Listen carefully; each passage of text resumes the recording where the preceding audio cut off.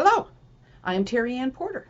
Welcome back to another set of tips when participating in an online Zoom meeting. I want to share with you this time some tips on being a speaker at an online meeting. Some things to consider as you speak. On camera or off? Will you stand or sit? Will you have a timer? If so, who is it? How will you know if your end time is approaching? Let's look at those. First, on camera or off? Definitely on during a Toastmasters event. You should have your camera on if you are presenting and not doing a screen share presentation. But even if you are doing a screen share presentation, you might still want to consider having your camera on. Doing so will put a thumbnail in the upper corner of the screen of you, and that will make it more personal to show that you are the one there doing the speaking. Personally, camera's on. Stand or sit. This is up to you.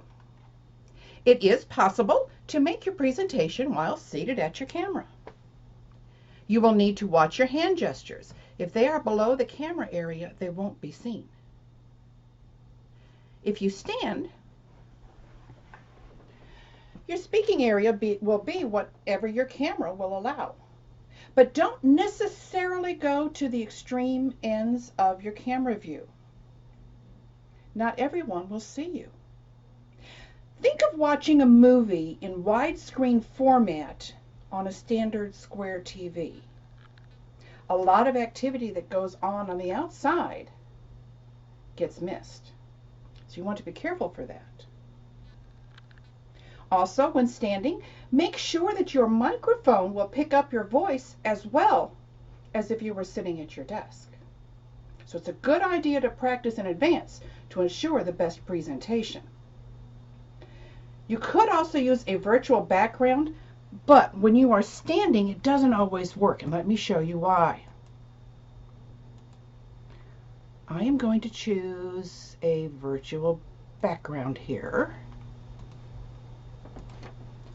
The problem with the virtual background, especially if you're going to be moving, is, well, see there, I've lost a hand. See the presentation? It really doesn't look good. The picture behind me might be nice, but the presentation itself is not necessarily going to be the kind of quality that I want to give. Now, if I'm sitting, it does work a little easier because there's not quite as much movement. So either way, it is a good idea to practice ahead of time to get these little nuances straightened as far as what you want in your presentation. Make note of your surroundings. If the visible area is an absolute mess, it will be noticed by your audience. Are there stacks of paper strewn across the desk? Your screen appearance will reflect on your performance, so take a quick look around on the camera to see what's visible. Third, you will need to know who the timer is and keep them in your view.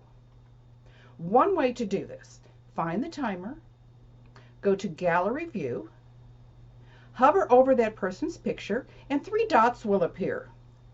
When you get to those 3 dots, another menu will open up. From it, select Pin Video. What this will do then is no matter how many people are on there, no matter what view you go to, that person's picture will always be visible to you. And you're going to need that because they're going to let you know where you are in your timing.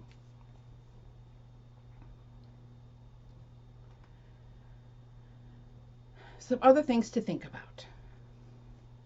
With an online audience, you may not be aware of their reactions.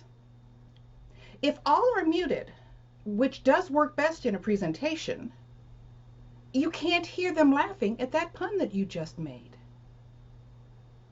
If all are off video, you're not going to see their reactions.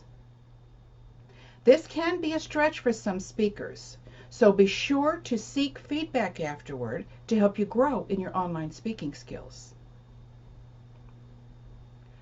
Whether the microphones and cameras are on or off, that is something that needs to be decided prior to the meeting. So talk to the meeting organizer, talk to the meeting coordinator, and find out what the settings are going to be. Got your speech ready? Look for the timer, pin that person, sit up tall, and wait to be introduced. You are going to do great.